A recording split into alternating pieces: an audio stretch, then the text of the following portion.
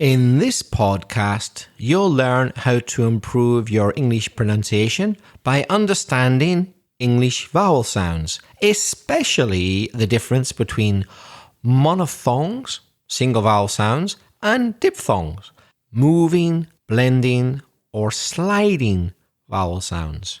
Welcome to this pronunciation episode of Aprender Inglés with Reza and Craig.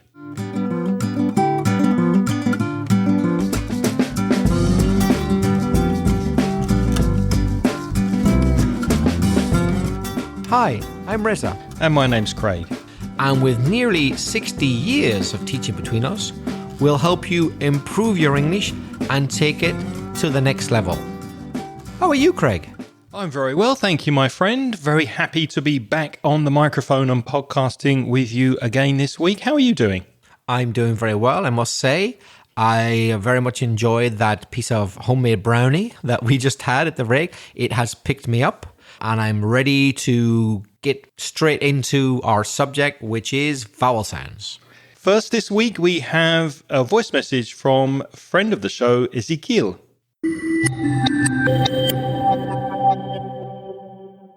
Hello, Reza, Craig. How are you, mate? Was a wonderful New Year's Eve, innit?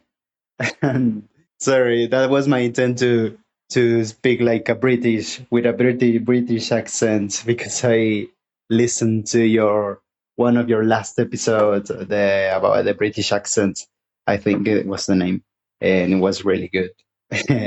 By the way, I hope you had a wonderful New Year's Eve.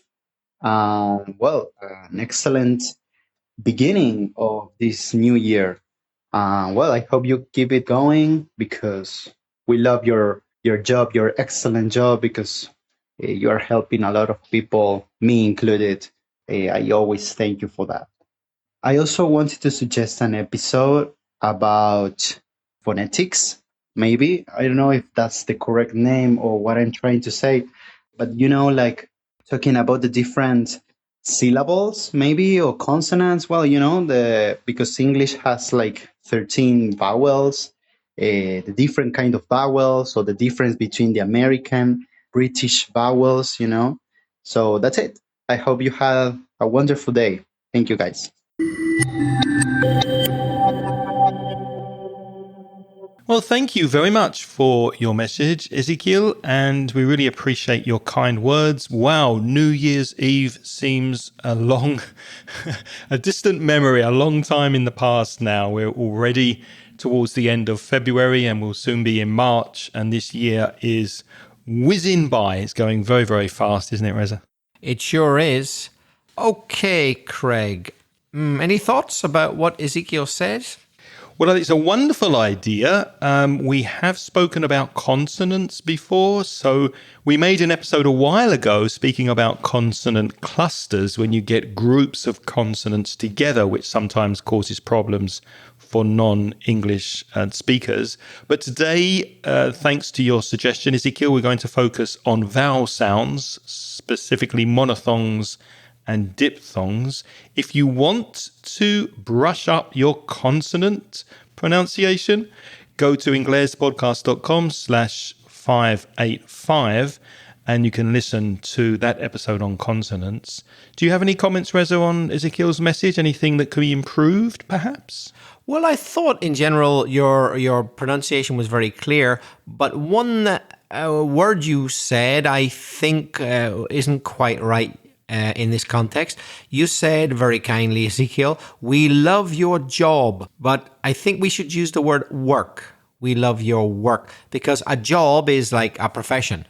And much as we would like to be full-time professional podcasters, we would like to be, but we also have to do other work. So our main job is to be teachers, but we do this work as podcasters, not as a position, not as an official position that we're contracted to do.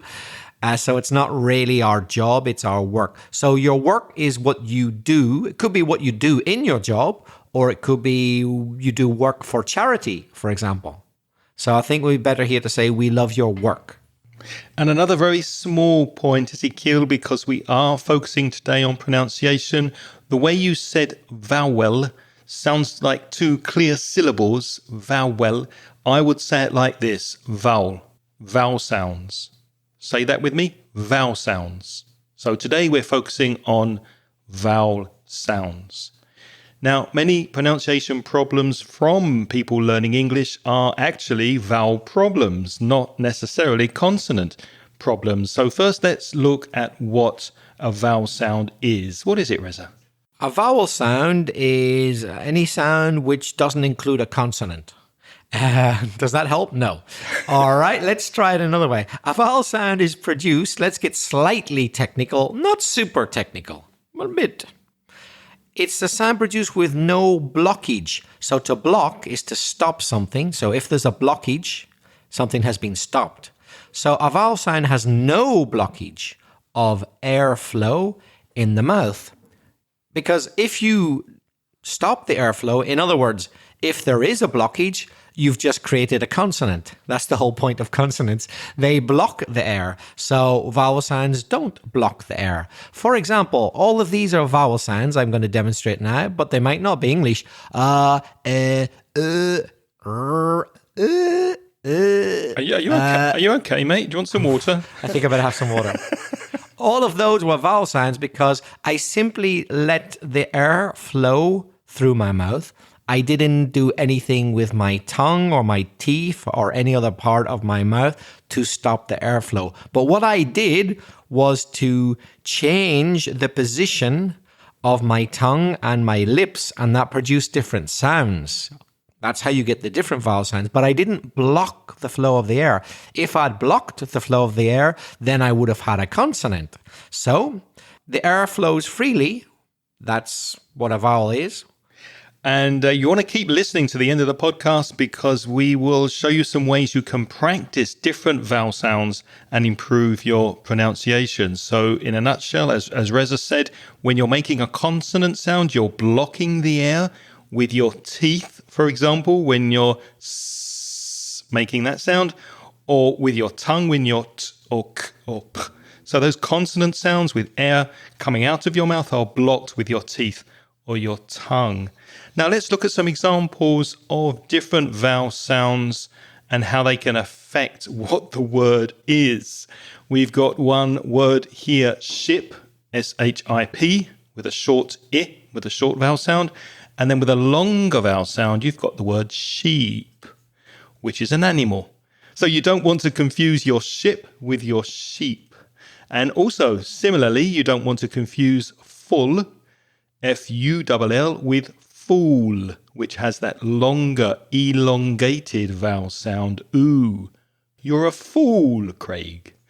Or you don't want to confuse hat, that you wear on your head, with heart. The R sound there, and your heart is the organ in your body, hat and heart. So notice you change slightly the vowel sound and how long the vowel sound is, and you're changing to a completely different word. Now, I'm going to do what I do best in this podcast. I'm going to jump in straight away quickly to confuse things and make your life more difficult. Typical. But only because it's better now than later that I explain myself.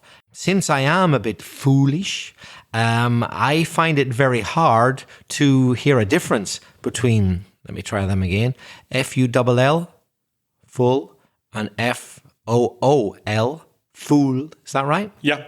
But you won't hear people speak like that in Ireland because we don't differentiate. So I'm complicating your life, getting in straight away to say we're talking about, or we're modeling ourselves around Oxford English as close as we can. That English that you'll often find in British dictionaries, but not everyone speaks that way. For example, Americans, and there are quite a few of those, Canadians, Australians, Irish people don't speak that way. So if you go to Ireland, already we have a problem because F-U-L-L and F-O-O-L are pronounced the same. But in the Oxford English Dictionary, they're not. There's no long sound in Ireland. They're both short. They're both full. That is a very good point that Reza has made there, because accents change around the world and even inside the country. It's not the same to look at the pronunciation in the north of England to the pronunciation in the south of England. And of course, if you add to the mix America, New Zealand, Australia, etc., you're going to get a wide range of accents. But generally speaking, if you look at standard British English, you're probably going to have 20 vowel sounds, and they include 12 single vowel sounds and 8 what we call moving vowel sounds, because one vowel sound kind of moves into another. However, as I'm sure you know, we only have 5 actual letters in English: A, E, I, O, and U. And you might think, oh, that's quite complicated, but it could be worse. For example, Danish, the language of Denmark, has around 32 vowel sounds. That's the highest number, certainly in Europe. 32 is a lot more than 20. The problem is with English, it doesn't have any added written accents. Danish does. So in Danish, although there's a lot of sounds, they have accents, umlauts, little things that they put above, below the letters, which tells you how to pronounce it. As you know, dear listeners, English doesn't. We just have the 5 vowels and we do strange things with them, and there are no fixed rules to tell you exactly how to pronounce it. We don't bother with accents, so that makes spelling very unreliable, because pronunciation in English is a thing of the sound, not the letters. Which is one good reason to learn the phonetic alphabet so that you can pronounce these words correctly. Now, one of these single vowel sounds, or monophthongs, is the schwa sound. And we did dedicate an entire episode on this sound because it is the most common sound in English, and we're not going to speak too much about the schwa sound today. If you want to go deep into the schwa and find out more about it and words that have that sound, go and listen to episode 473. The name of the episode is the most common sound in English, the schwa, and you'll find it at inglespodcast.com/473.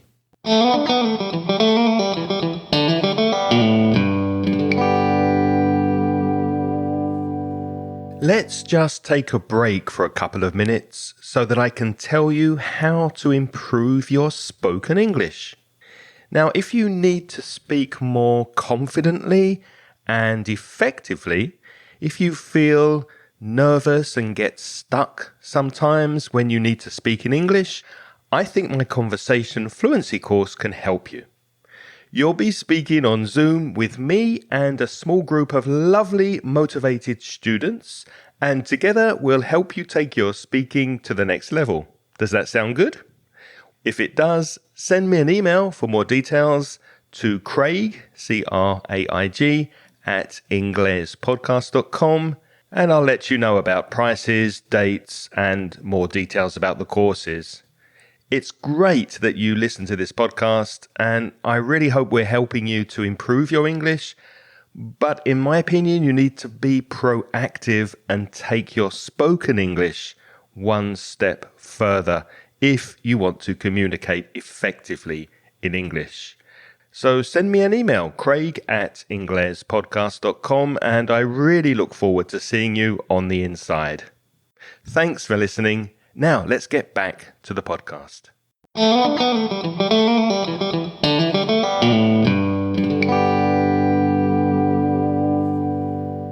So let's start off, logically, we believe, talking about single vowel sounds. Then later we'll get on to the sliding sounds or the diphthongs. But let's start by talking about monophthongs. That is one stable sound. In other words, the mouth stays in one position and the air flows. And we're going to model these vowel sounds. We're going to say them for you. And maybe it's a good idea if you repeat the sounds after us so that you're practicing with us.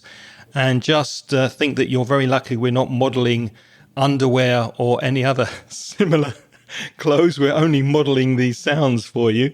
The first one here is the I sound, very short, I, and you find it in sit, ship, and live.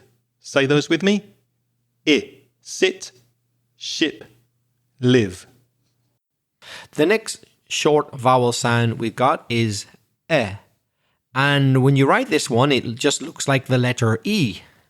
And that's in words like bed, said, and head. So can you see already we're getting into difficulties because there's 3 different ways of writing that sound already. We've got simply the letter E in bed. We got the letters AI in said.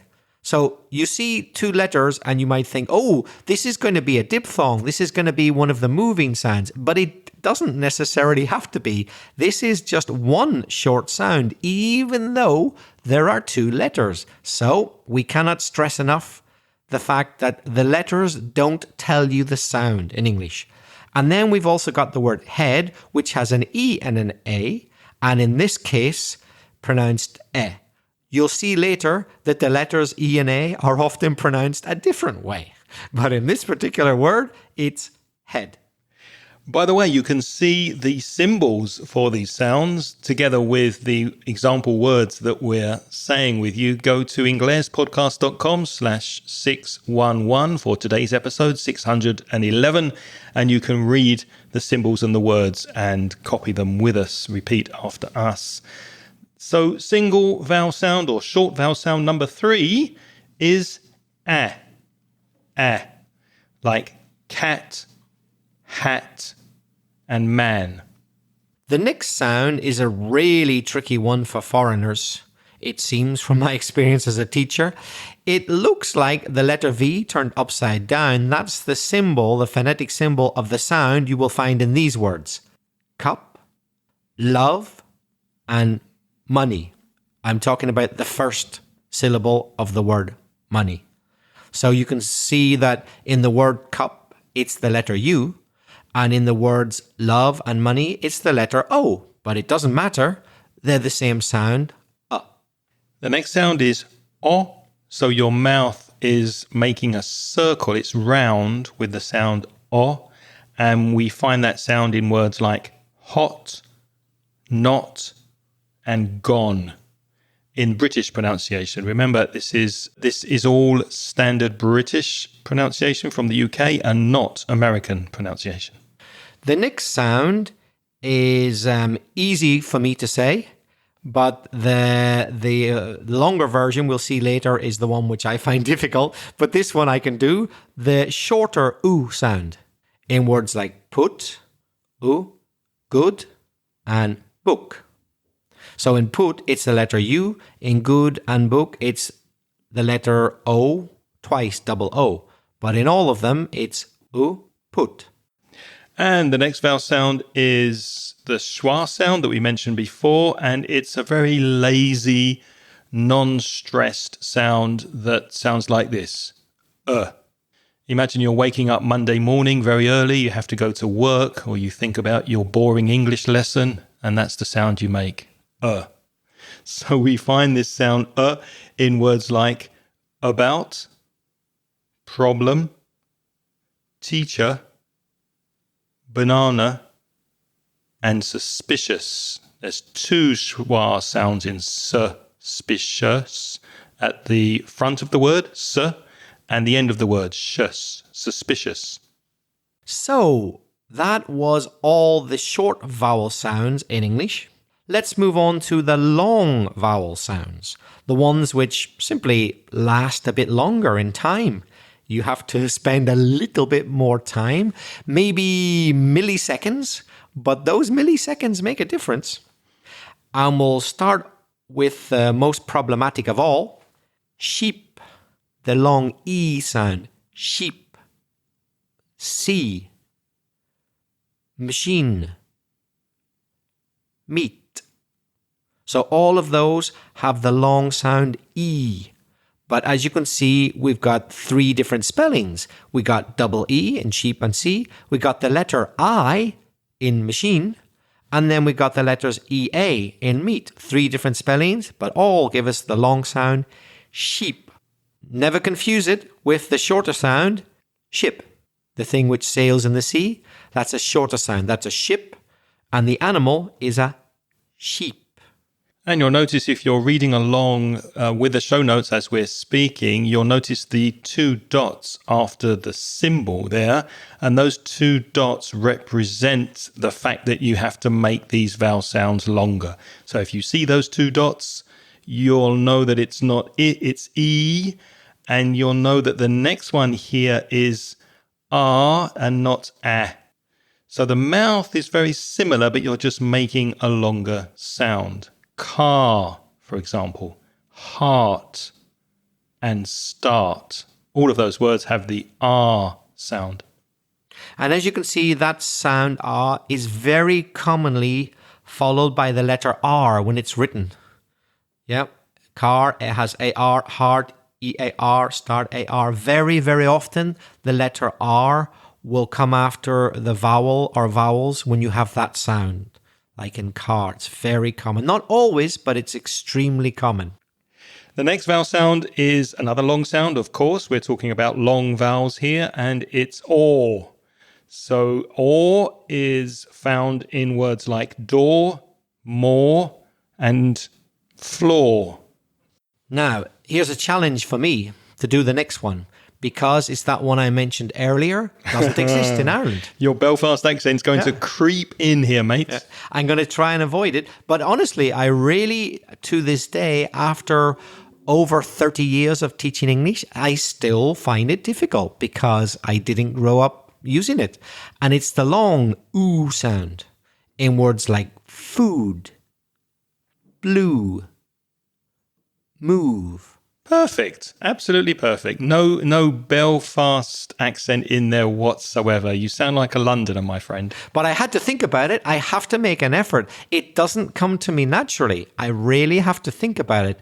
I guess it's a bit like if you're familiar with Spain, as many of you are, if you're an Andalusian, you really have to think about pronouncing the letter S sometimes. You know, buenos días, gracias.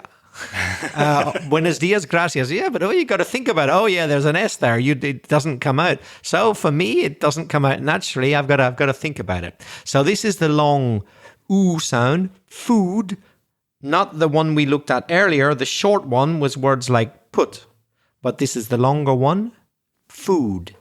And finally, we've got the longer schwa sound. If you remember, the schwa is the lazy Well, if you make that longer, you get and you find that sound in words like bird, work, learn, nurse, etc.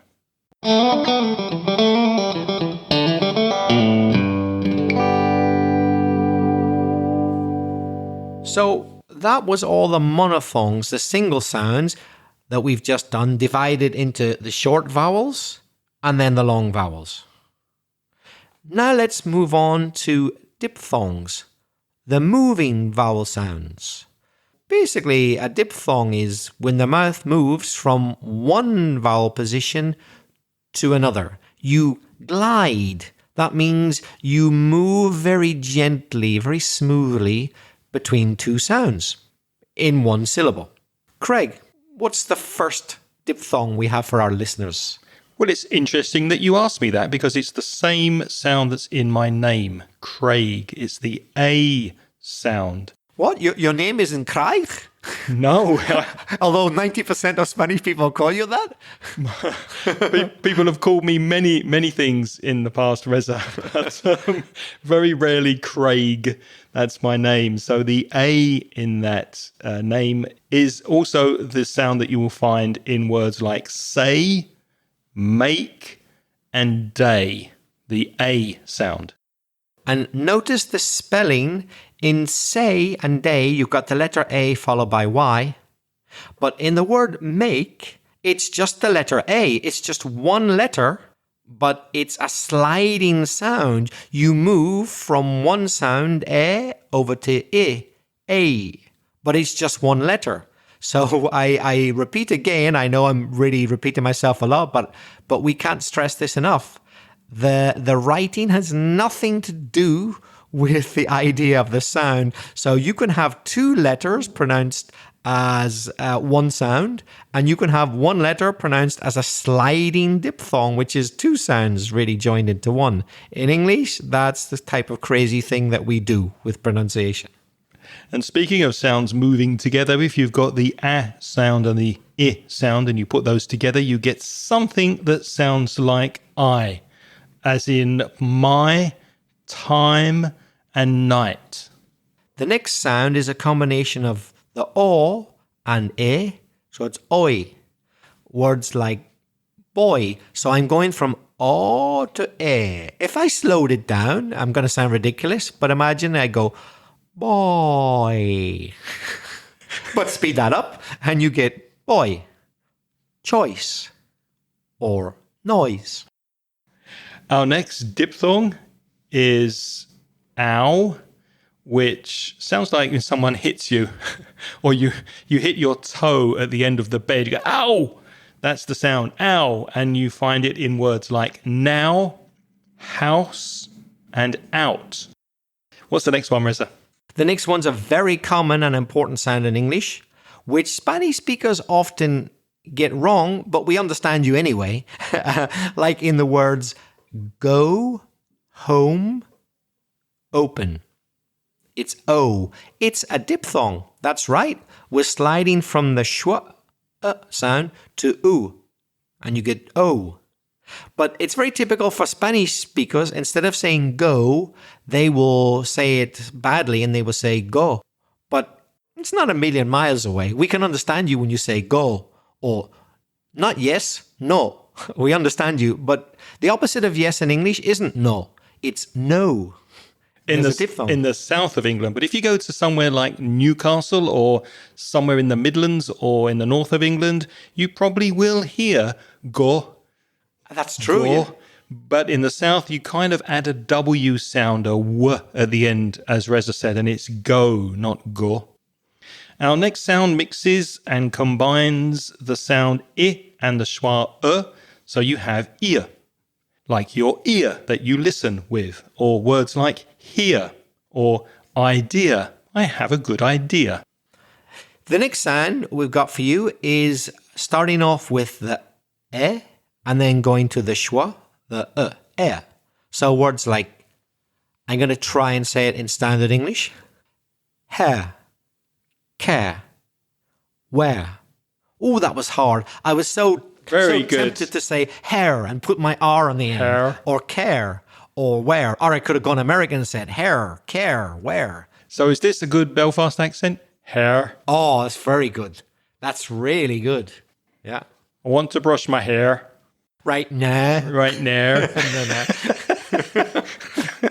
The next and final diphthong, or moving or sliding sound we have for you, is one that I would probably not use. You might find this in some British accents, but where I'm from, in Essex, in the south of England, it's not very common, and it's ua. It's the u and sound together. Now, let me say that sound in our example words, and then I will say how I pronounce it. So 2 words I've got for you here. Tour, T-O-U-R. We're taking a tour of the city. And sure, I'm sure that you are mistaken. However, I would say or. So tor and sure. What would you say, Reza? Well, in Belfast, people do something else. We also don't really say it the standard way. Instead of saying tour, we do more or less use the oo sound, but we don't bother with the second part, the schwa. So we've kind of made it a monophthong in Belfast with just the first sound. So when you go tour. Yeah, you go like that. Tour. In Belfast, we go tour. A tour. You sure? Oh, it's interesting. Slightly different, not exactly the same. So you can see it is complicated. You can't standardize all of these sounds across the English-speaking world. You will find differences. But these 20 vowel sounds that we've just mentioned and gone through with you, they are quite standard. So if you learn those and you repeat them and practice them, then you will be understood by hopefully everybody. But let's look at some problems that you may have or encounter, typical learner problems. And this does tend to focus more on Spanish speakers, but it also could be problems that many speakers and learners of English have. In Spanish, there are only 5 pure vowel sounds. And as we've shown you, English has many different contrasts. So some typical problems will be confusing words like ship and sheep, as we mentioned earlier, and live and leave, 2 different words, full and fool, as we said before, cat and cut, which is a bit easier for people who speak Catalan and Valencia because you do have that ah sound. But in Castilian Spanish, I don't think that exists. So it's difficult for you guys and girls to make a difference between ah and ah that are in cat and cut. Another possible area of confusion, hat, heart and hut, not and nut, late and let. All of these words in the show notes, inglespodcast.com/611. So as well as the mispronunciation of those monophthongs, those single sounds, another common difficulty is that learners of English often accidentally replace diphthongs, the sliding sounds, with pure vowels. So the word face, F-A-C-E, is often mispronounced by foreigners. Certainly Spanish speakers, who are the speakers that Craig and I know best, will say something like face. Instead of saying face, instead of making it a diphthong, 2 sounds, sliding from E to E, face, they'll not bother so much with the final sound and they'll make the first sound longer. They'll go, instead of face, they'll say face. And similarly, you might also confuse the word price, P-R-I-C-E, with the I sound, the I diphthong, price, and you might pronounce it like prass, making it shorter, or prass, making it longer and not correct. And the way to correct this is to think and consider that maybe there are sounds in English that don't exist in your native language, and maybe you need to change the shape of your mouth, the position of your tongue, your lips, etc. Just play with it and change it so that you're getting a sound very close to what we're modeling here. Yeah, and of course the reverse happens. There are sounds in Spanish which don't exist in English, and you tend to make things sound like your language. So I know, as a guiri or a gringo, if you prefer, instead of saying that very simple word, the opposite of sí, no, I realize that sometimes I say no, but that doesn't exist in Spanish. It's no. It's a pure sound, but I'm making it a diphthong because I'm saying it like a guiri. Oh, no quiero. No, but it's not no, is it? It's no. So we know that the reverse happens. You've got sounds that we don't have, but you tend to make it the way it is in your language. Exactly. And that happens also with the word mouth, M-O-U-T-H, mouth. Again, Spanish speakers quite often will say something like math. They don't really make it a diphthong. They kind of make it just a straight, pure vowel, but it should be mouth. And in many words, there's something called vowel reduction, to reduce the sound of the vowel so that it becomes unstressed, and the schwa sound, the sound. Let's take, for example, the word banana. It may be pronounced by non-native speakers as ba-na-na. All the vowels strong, but no, we don't say it like that. We say banana, banana. And I've had fun listening to other guiris or gringos like me saying this word in Spanish, because now I know that it is important in Spanish that every vowel sounds the same in the word. Una banana, por favor. But I've heard guiris say in the market, they say, por favor, una banana. Banana. They're putting schwas in, they say, por favor, señor, una banana. And instead of banana. So in Spanish, everything sounds equal, but we will put the schwas and we'll say banana, and then you know immediately that we're a giri. The word support is another example. It could be pronounced as support, using a strong sound instead of the schwa in support. And in the word president, you'll quite often hear president. So too much there in the final vowel. That's the classic schwa sound at the end of a word, which isn't stressed, the part didn't. President, not president.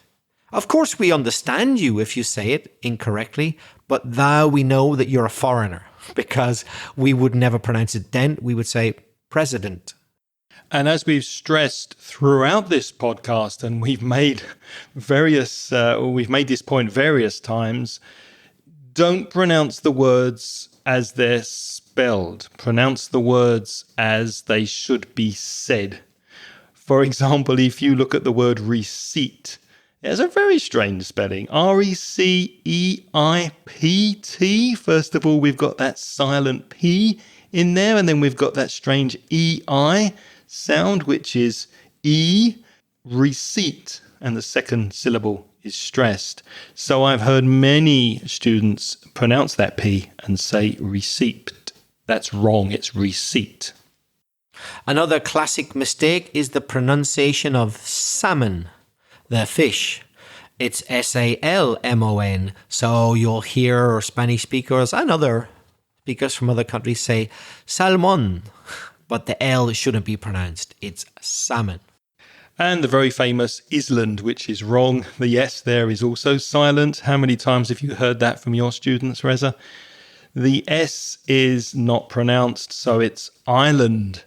England is an island. The issue of length is very important. Length does matter. So I've heard. Your girlfriend or wife might have told you differently, but she's lying. Family show, Reza, family show. Length of vowel sounds, of course, matters. So many learners, they don't make the long vowel sounds long enough. In the word sheet, make it nice and long. A sheet of paper. Or it could be a sheet that you put on your bed. Yeah, the white thing that you sleep on top of. But don't say shit, because that's a rude word. That's a word which could be another way of saying excrement, as you know. Especially if you're staying in a hotel and you don't have any sheets, your bed is not made up. Don't make the mistake of going down to reception and saying there's no shit on my bed, because you could be misunderstood.